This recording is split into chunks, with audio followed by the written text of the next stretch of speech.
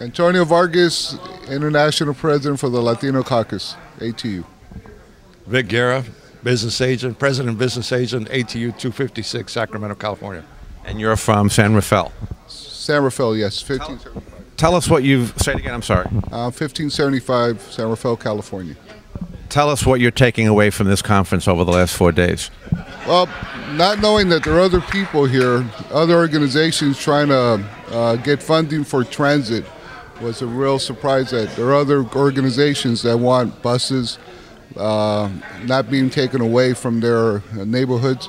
But I never expected that there were other people trying to help the transit workers, the passengers, and senior citizens. I never knew that this would ever existed. There was different organizations fighting for the same causes that we're always looking for funding. So when you get back to San Rafael, what are you going to tell your members how they can get more involved? Actually volunteer in their services in the communities, because we're always lacking in that field. We don't go out there. We just think that it's drivers versus passengers. And now after coming here and telling them, I will tell them that there is an opportunity now. There are other grassroots organizations that want to support us. And the driver's perspective that we were always thinking that they were always out to get us.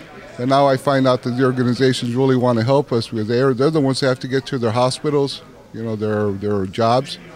So, tell us what surprised you the most over the last 4 days, something that was unexpected or something that you were really pleased with. That there's a bigger network than what I have built in Sacramento. There's a bigger network of folks that want to help get transit funding, and it goes beyond my members and some of my passengers that we've developed a relationship with. And the surprising thing is that I didn't know they were there. I did not know that those kind of coalitions existed. So that's why I'm very surprised and pleased that we had these people here. What would happen if the ATU and these community groups did absolutely nothing for the next 10 years? What would happen to mass transit in California and the country? I think we'd lose it. I think we'd lose mass transit right now. I'm a victim of privatization right now. I've lost 3 properties, and the only thing that I could do was go out and organize them. Had I had the help of the community or done a campaign like 113 did, I think that we could have stopped that in Sacramento. And not knowing that I had a network of people that would have worked with us, I don't think that I'd have lost the properties that I did or the service that we did. I didn't lose the employees because I went back and organized them, but I did lose the service. Your members are really busy. They work all day, they raise families, they're involved in the community. They say to you, I pay dues, that's what you're supposed to do. What else can I do? You have to get out there, and you have to help the community out, because without those people, we don't have transit, okay? We don't have people getting on our buses to go to work. Traffic's going to get crowded, more congested on the roadways.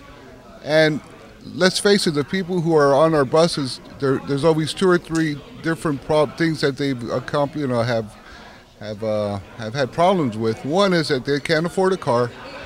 They work in low-skilled jobs like the service industry, and they have a family.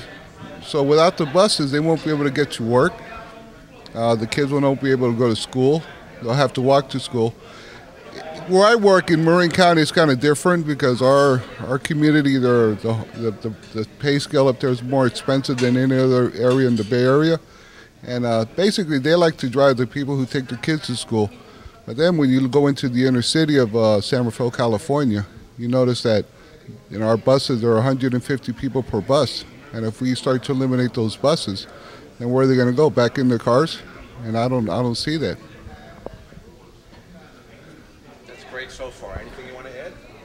Only that in Sacramento, I utilize my retirees. I keep them involved in the local. I've got them to give rides to the handicapped when their bus service went down. I got them to volunteer to give rides. There's liability for them on the insurance side, but they volunteer. They do. They're really great because they care about the passengers that they they've driven and the relationships that they've established with their passengers. So it's easy to get them to transport people when the need is there. So you're going to tell your members that to volunteer more from April until October, they have to turn off the Giants baseball game. No, that's when it gets good. I just got that one. You want to? Yeah.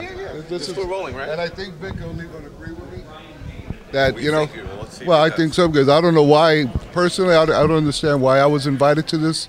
We had no idea what was going on. When I got the letter, I said, "Well, what's going on?" And then I ran into Vic at the airport, and we had the same comments. Correct?